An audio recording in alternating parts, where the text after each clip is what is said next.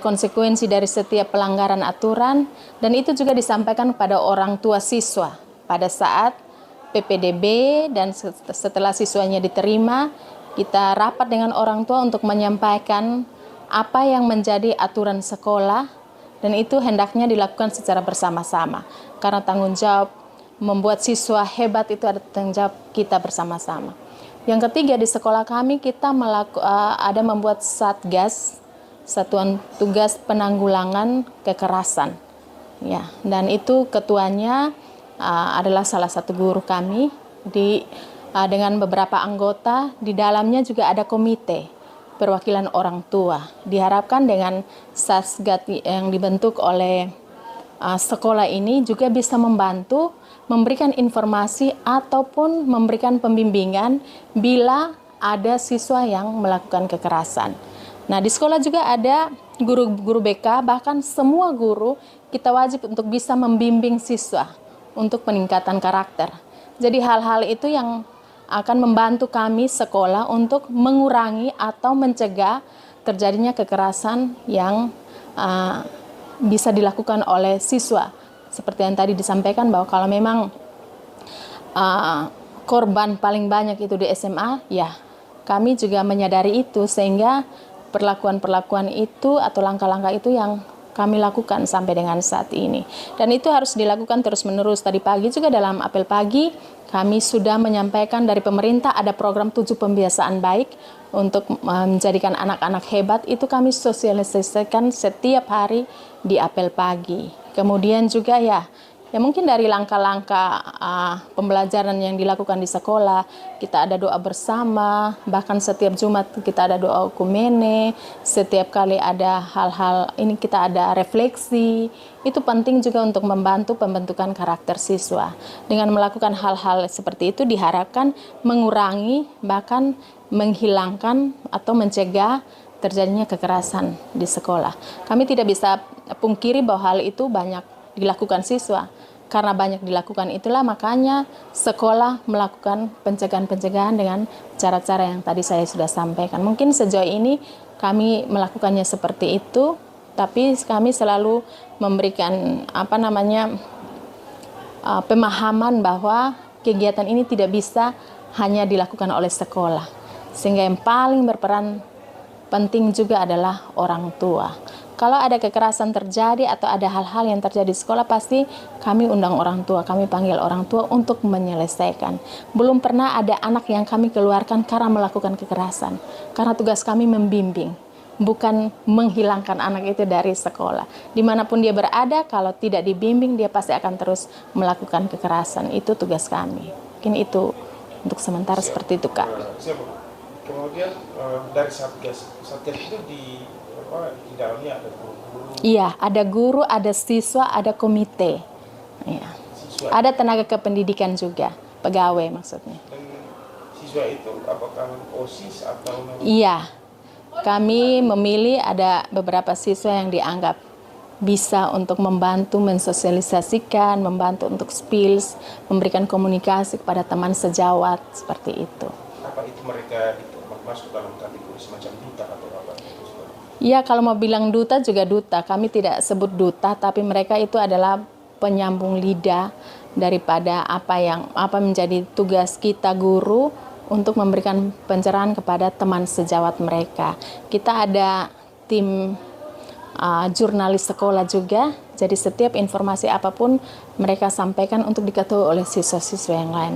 Ada misalnya kalau ada podcast, ada hal-hal tertentu yang memang harus kita bicarakan karena trending misalnya, itu juga kita sampaikan, dan mereka punya tugas untuk memberikan pencerahan juga kepada teman-teman sejawat. Jadi kita lakukan seperti itu. Makanya mereka juga dibuat dalam tim Satgas itu. Jadi dalam tim Satgas itu ada guru, ada orang tua siswa diwakili oleh komite, kemudian ada siswa, ada tenaga kependidikan. Jadi semua sivitas kita libatkan.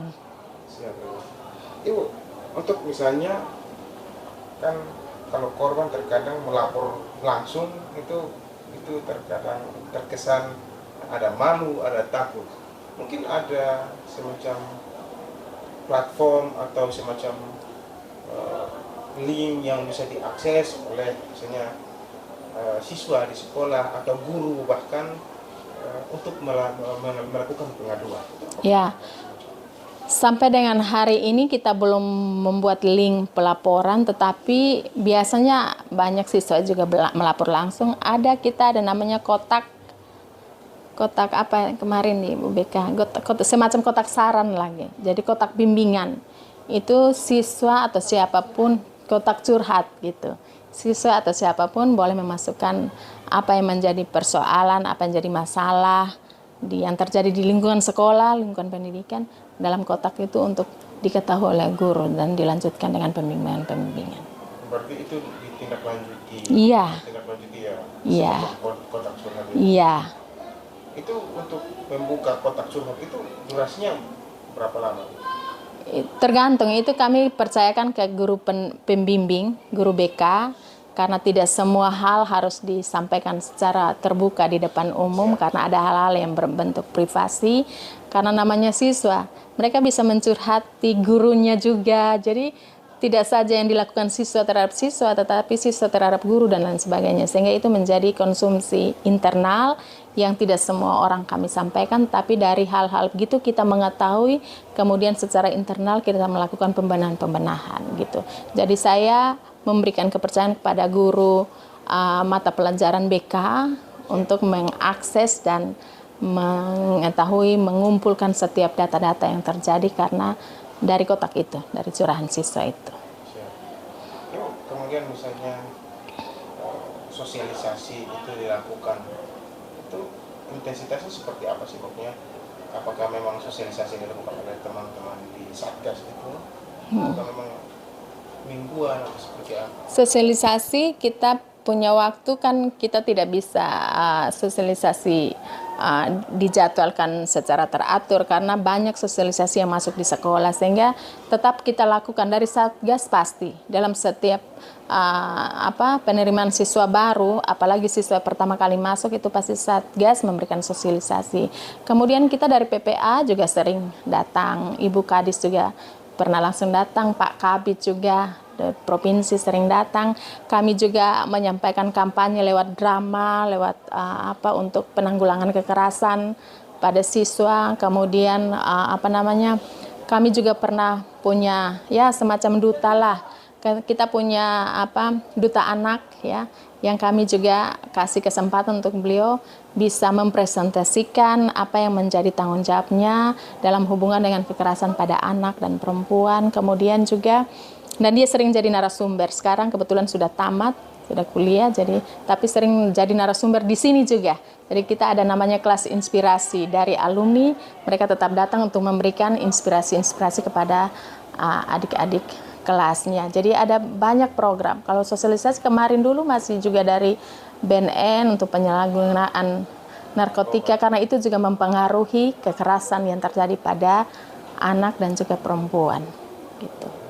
Kalau sampai pembatasan sampai hari ini belum, karena itu kita ada semacam kesepakatan kelas saja. Jadi pada saat guru mengajar dilarang untuk membuka HP misalnya. Jadi itu ada kesepakatan kelas sesuai dengan kurikulum Merdeka. Kita ada kesepakatan kelas bersama guru mata pelajaran, ada kesepakatan kelas bersama dengan wali kelas, ada, kemudian ada namanya kesepakatan sekolah sesuai dengan tata tertib yang sudah dilakukan. Itu jadi kesepakatan dan itu disosialisasikan. Misalnya pembatasan penggunaan gadget dan lain sebagainya, itu di kesepakatan kelas. Kami belum sampai melarang siswa membawa HP, karena bagi kami HP sudah menjadi kebutuhan. Bahkan dalam pembelajaran juga sering digunakan. Sehingga pembatasan itu dilakukan kalau ada kesepakatan di dalam kelas bersama guru mata pelajaran. Jadi selebihnya kita membebaskan, tapi terus memberikan informasi, arahan untuk bagaimana menggunakan HP secara baik dan bertanggung jawab.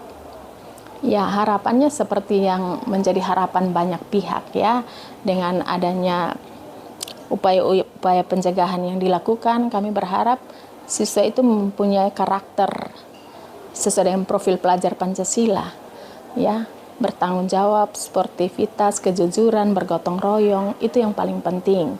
Jadi mereka harus bertanggung jawab terhadap siapa? Terhadap diri sendiri yang paling penting. Kalau diri sendiri sudah aman, pasti terhadap negara akan lebih aman. Tapi kalau diri sendiri belum aman, ya negara apalagi. Jadi minimal kami memberikan edukasi kepada siswa, mari mulai belajar memaknai kehidupan dari diri sendiri. Jadi harus ada kesadaran dalam diri sendiri dulu, baru kita bisa membuat orang lain menjadi sadar. Intinya mari kita sama-sama saling memberi contoh, itu harapan kami. Jadi kami berharap ke depan siswa SMA 2 juga bisa menjadi contoh untuk teman-teman sejawat, untuk keluarga, dan untuk masyarakat.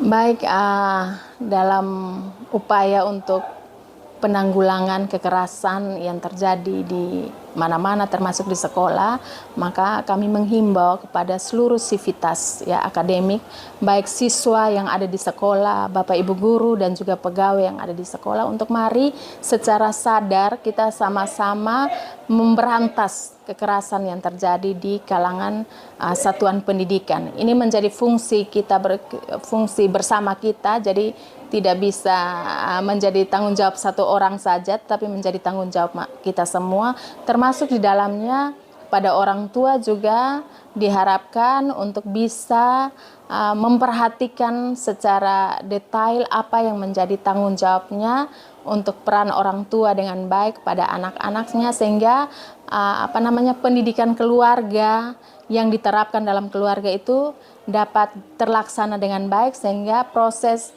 pendidikan yang terjadi di luar keluarga itu juga bisa berjalan dengan baik. Ini juga disampaikan pada masyarakat secara umum, untuk mari kita sama-sama memberantas kekerasan yang terjadi di lingkungan masyarakat sekitar kita, supaya kalau dalam keluarga aman, dalam sekolah aman, dalam masyarakat aman, maka secara global kita bisa merasakan bahwa anak-anak Indonesia menjadi anak-anak yang luar biasa, dan mereka dapat menciptakan masa depan mereka secara baik. Mungkin itu yang bisa saya sampaikan. Terima kasih.